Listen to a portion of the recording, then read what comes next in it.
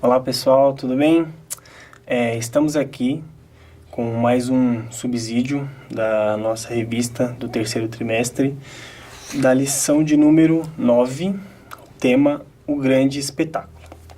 Bom, ao longo dessa lição, nós estamos fazendo a leitura da carta aos Colossenses e tentando procurar um melhor entendimento daquilo que Paulo está escrevendo, fazendo aplicações dos assuntos que Paulo trata na nossa vida de igreja, na nossa vida cotidiana, na nossa vida de fé. Essa carta aqui, esse trecho, essa lição especificamente, Paulo vai tratar ali no capítulo 2, ele quer fazer uma argumentação, para uma argumentação convincente para aquela comunidade, para rebater o assédio que eles sofriam, principalmente dos judaizantes, que tentavam influenciar os cristãos daquela comunidade para seguirem ensinamentos que não condiziam com aquilo que o Evangelho propunha para a vida deles. E a argumentação de Paulo, assim, um dos principais argumentos dele era que o quê? Paulo quer trazer os cristãos para perto dele para afastá-los daquele pensamento judaico de principalmente o quê? O pensamento que eles davam uma importância significante para as tais experiências espirituais. E nessa primeira parte aqui, Paulo usa a palavra pitanologia, que o que isso significa? São argumentos que aparentemente parecem convincentes, mas que não têm uma aplicação, uma veracidade na realidade. É quase como uma espécie de sofismo. Tem aparência de convincente, serve para convencer, mas no fim das contas se baseia em uma argumentação falsa. E falsa por quê? Paulo traz para aquela igreja a ideia do quê? Que a salvação deles, a fé deles, estava totalmente amparada em Cristo. Cristo era a plenitude. A fé deles estava plenamente guardada e estabelecida em Cristo.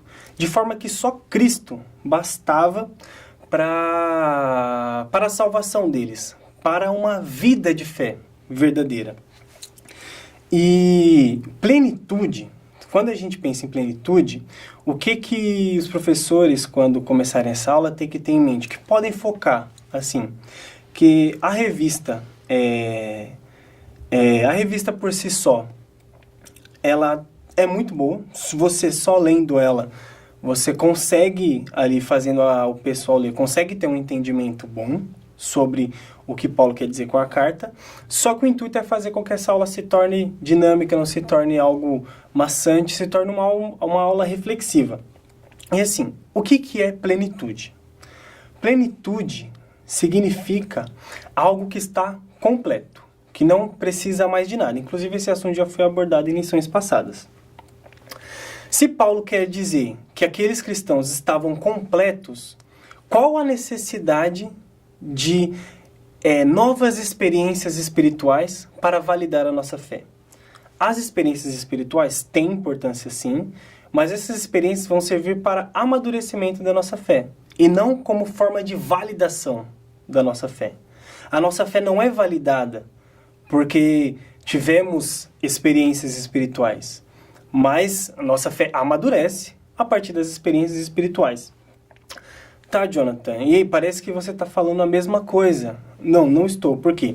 Normalmente, esse apelo dos judaizantes para uma vida de experiências espirituais, para a validação da fé, normalmente vai estar ligado a espécies de barganhas. Por exemplo, como que eu tenho certeza que Deus está comigo? Eu faço isso, isso e aquilo. Eu preciso sacrificar isso e aquilo. Eu preciso me circuncidar. E é justamente contra isso que Paulo tá batendo contra, entendeu? Paulo está querendo dizer, não, vocês não precisam de nada. A experiência de vocês, a vida de fé de vocês não é uma barganha com Deus, não é uma troca. A salvação de vocês, a vida de vocês está assegurada, está preservada, está totalmente completa pelo sacrifício de Cristo. Cristo já fez tudo o que tinha que fazer. E o exemplo, depois que Paulo vai seguir trabalhando com essa igreja, é que o quê? Paulo quer trabalhar neles a importância do desenvolvimento da obra de Cristo dentro deles. Ou seja, a obra de Cristo dentro deles é essa ação plena da salvação. E esse desenvolvimento da obra de Cristo dentro deles vai se evidenciar no testemunho desses cristãos. Aí Paulo, depois, mais para frente, eu vou até ler aqui, o versículo 11 do capítulo 2. Nele também vocês foram circuncidados, não com uma circuncisão feita por mãos humanas, mas com a circuncisão feita por Cristo, que é o despojar do corpo da carne. Aqui, olha só, naquela comunidade existiam, na grande maioria, gentios, mas tinha uma parcela de judeus. E os judaizantes, esse público que militava em cima de uma vida de validação de experiências espirituais, batiam na tecla do quê? Da circuncisão. E a circuncisão carnal e a circuncisão espiritual, que é o que Paulo quer fixar na mente da igreja de Colossos, é que o quê? Ambas, tanto a carnal quanto a espiritual, é uma marca na vida do cristão, na vida da pessoa, digamos assim. É uma marca. Só que a questão é, a primeira, que é a circuncisão carnal, ela não tem nenhum poder de transformação. Já a segunda, que é a circuncisão espiritual, que é justamente o despojar da carne, que é justamente esse convite à nova vida que Cristo propõe, essa é uma marca que transcende. Essa é uma marca que dá um significado para a vida. E não apenas, digamos assim, um corte no órgão masculino do homem. É isso que Paulo está batendo. Porque os judaizantes daquela comunidade queriam sempre trazer a igreja aos costumes dos judeus, às antigas tradições, que não tinha valor nenhum. Paulo bate na questão da circuncisão espiritual, que é o quê? O convite da nova vida. E em direção a isso, é recomendado, nós lá na igreja, escola dominical, a gente sempre faz a leitura do texto, da leitura bíblica, porque justamente essa revista tem o propósito de nos fazer entender a carta como um todo e fazer aplicações dela. É importante que a gente tenha sempre em mente o quê? Ali os versículos, ali as citações do que o texto está dizendo, para assim a gente ter uma boa aplicação. Então, assim, Paulo segue a argumentação dele da não necessidade da circuncisão e da não necessidade da validação das experiências espirituais, não é isso que valida a nossa fé. Ele segue como?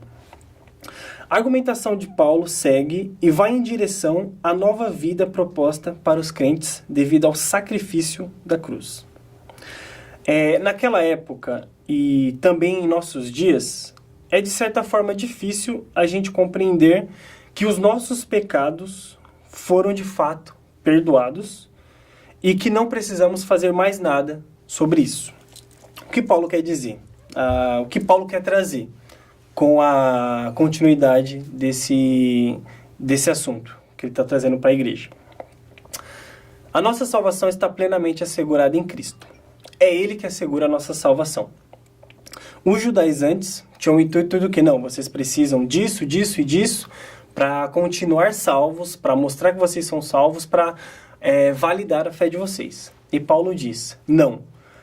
O que vai parar na nossa mente, na nossa experiência cristã, quem nunca se perguntou sobre isso? Cara, será que eu estou salvo em Cristo?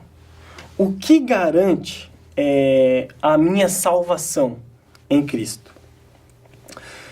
E o que garante a nossa salvação em Cristo é a gente crer que, de fato, plenamente, nós fomos resgatados e salvos por Ele. A obra de Cristo depende exclusivamente de Cristo. De Cristo como? Assim, como que a gente vai pensar nisso? Novamente eu quero trazer a questão da barganha aqui. Porque os judeus, não só os judeus, mas as religiões no geral, tratam essa questão de salvação, de perdão de pecados, com a questão da barganha.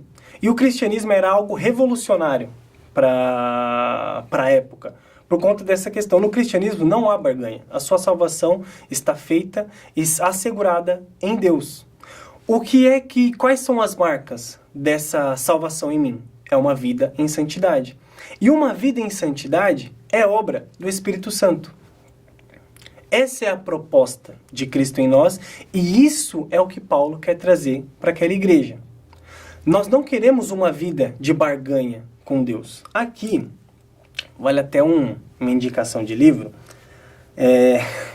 Os irmãos me perdoem pela indicação, mas assim, eu quando li essa obra, me serviu muito, foi de grande valia para mim. O autor é um autor de certa forma contestado, mas assim, vale a curiosidade, tá de graça na internet. Se você jogar lá PDF, o nome é Sem Barganha com Deus. É do pastor Caio Fábio. Por isso, leia com cuidado, mas assim, vale a pena a leitura. É uma leitura interessante, que ele trata justamente dessa questão, de como muitas das vezes o pensamento religioso faz da vida religiosa uma espécie de barganha. E a fé cristã não é uma barganha com Deus. Sua fé está salva, sua salvação está salva e garantida em Cristo por conta exclusivamente do sacrifício que Cristo fez. As marcas dessa salvação em nós se dá através de uma vida em santidade. E uma vida em santidade não se valida a partir das experiências espirituais. Elas nos amadurecem, mas não validam a nossa fé. É até de certa forma repetitivo, mas isso é para que a gente reflita no momento ali da aula, com aquela juventude, essa questão principalmente de que nós não vivemos uma vida de barganha. Não é o que nós fazemos que faz com que Deus nos abençoe. Deus nos abençoa porque Ele quer, porque Ele gosta, porque Ele nos ama. E o caminho que nós fazemos até as bênçãos do Senhor é um caminho, a vida em santidade é uma vida que nos faz desejar mais a Deus e querer fazer a sua vontade. Se nós queremos fazer a sua vontade, não é uma troca. Eu não estou fazendo a vontade de Deus para que Ele me abençoe com algo. Eu quero fazer a vontade de Deus pelo simples fato de fazer a vontade de Deus. Essa é a minha recompensa. A vontade de Deus. Qual que é o alimento de Cristo? É fazer a vontade de meu Pai. E esse é o mesmo pensamento que tem que estar em nossas mentes quando a gente quer tratar desse assunto, de o que é que valida a nossa salvação. Será que a vida que eu estou vivendo, a forma que eu estou buscando a Deus, é uma espécie de barganha? Ou o Espírito Santo está trabalhando em mim de forma que eu quero andar nos caminhos de Cristo, porque os caminhos de Cristo é a recompensa em si? Conseguem entender isso? Esse debate, acredito que é bastante importante na sala de aula, porque a gente lida com, dependendo do formato da igreja, pode ser que tenha adolescentes juntos com jovens, e às vezes esse assunto não está fixado na mente dos cristãos. Trazer esse debate à tona, trazer essa reflexão à tona, vai fazer com que nós amadureçamos, que a gente amadureça a nossa fé em Cristo.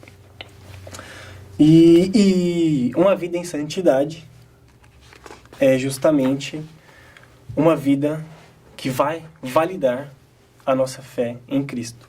E não a busca por experiências, por barganhas, por trocas com Deus. Continuando, quando a gente fala... quase que o raciocínio ainda tá dando falha. Enfim. Essa questão da barganha, ainda voltando um pouco nesse assunto, Paulo vai tratar dele, ele não vai falar isso, mas eu estou traduzindo para vocês. Quando Paulo quer tratá-la que a nossa salvação está plenamente assegurada em Cristo, ele quer trazer a ideia do quê? Que a nossa dívida foi paga. Que dívida foi essa? A revista trata disso daqui. A nossa dívida foi cancelada. E essa dívida é o nosso pecado. O nosso pecado, ele foi levado com Cristo. Tanto os pecados que nós já cometemos, quanto os que nós ainda iremos cometer, já foram levados com Cristo. Por isso que não tem como fazer barganha. Não tem o que nós possamos trocar com Deus. Não há experiências que a gente possa fazer, que a gente possa exigir, que vai fazer com que a nossa fé aumente ou vai fazer com que a nossa vida cristã seja validada. Não tem, porque tudo já está feito. O cancelamento da dívida, o sacrifício de Cristo na cruz, é tudo. Por isso que Paulo fala que Cristo é a plenitude da nossa salvação. Cristo é a nossa plenitude. Porque tudo está nele e tudo foi feito para ele. Por isso que a nossa salvação está assegurada. É por isso que nós podemos ter paz. É por isso que, muitas das vezes, até mesmo quando nós falhamos na nossa caminhada de fé, o que nos traz paz? Será que é realmente a nossa boa conduta? Será que realmente é os acertos que nós temos na vida? É claro que não. É claro que não. Não são os nossos acertos.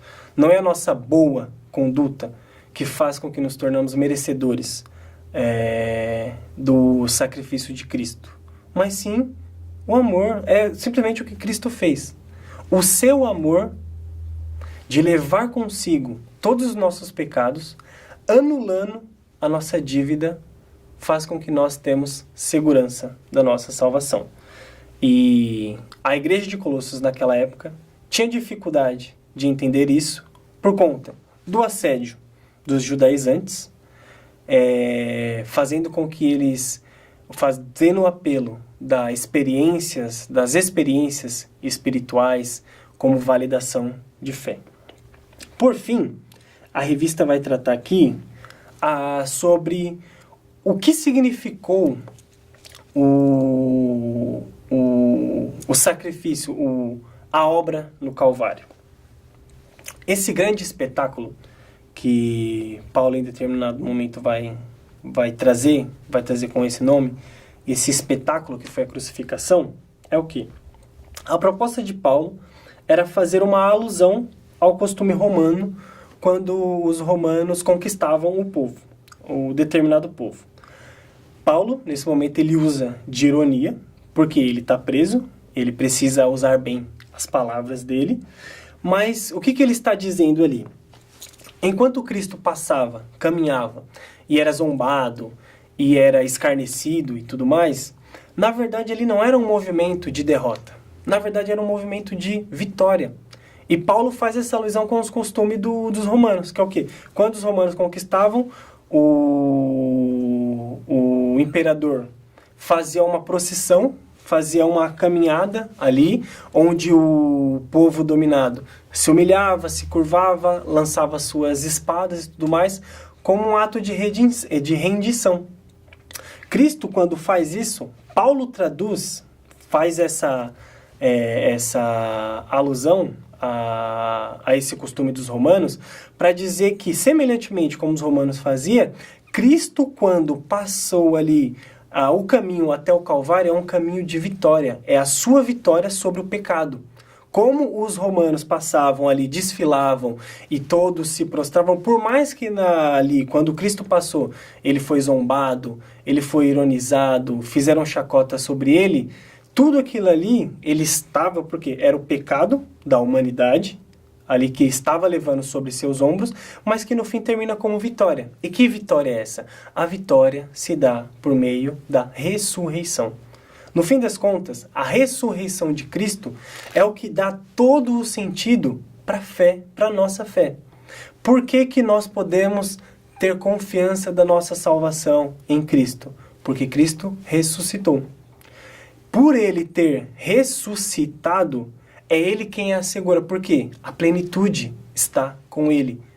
Tudo o que precisamos para viver uma vida de fé, firme, sólida, está em Cristo.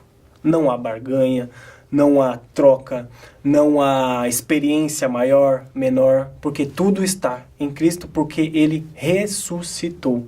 Esse famoso espetáculo tem e ganha sentido a partir da ressurreição de Cristo.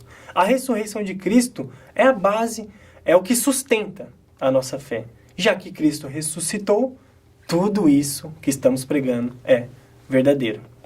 Essa é a reflexão dessa aula 9. Tente aproveitar esses assuntos e trazer profundidade, principalmente sobre essa questão da salvação, essa questão da barganha, a questão do assédio que os judeus faziam na igreja. E quantas das vezes nós não somos assediados em relação a falsas doutrinas ou a ideologias que nos é proposta. Isso faz com que a nossa fé, de certa forma, seja enfraquecida. Mas o que nos dá confiança de que a nossa fé é verdadeira é o sacrifício de Cristo, não só sua morte, mas a sua ressurreição, que é plena para nos garantir a salvação. Amém?